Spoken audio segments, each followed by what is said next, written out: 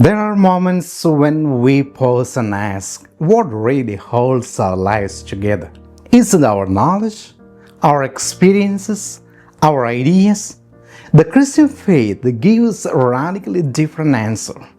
It begins not in theory but in an encounter, a lived, flesh and blood meeting with a person, Jesus Christ.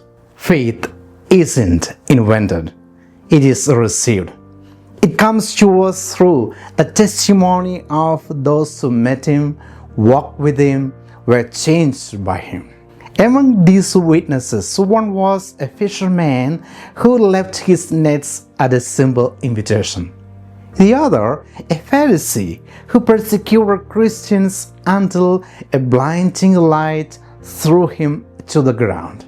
Two lives, completely different, yet both seized by the same truth, set ablaze by the same Lord. I'm Father Bob, and this is Sunrise and Scripture. Today we remember Saints Peter and Paul, two very different men transformed by love. Peter, though flawed, became the rock through his love for Christ. Paul, once a persecutor, was forever changed by a personal encounter with Jesus and spent his life proclaiming him. Their stories remind us that God doesn't wait for saints to be born.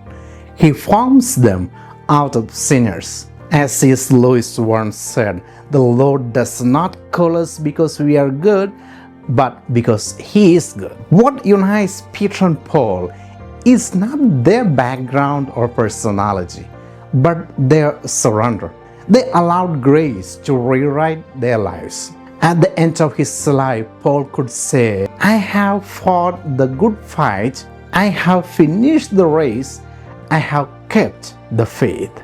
These words are not just triumph, they are testimony. He was imprisoned, shipwrecked, beaten, but never silenced.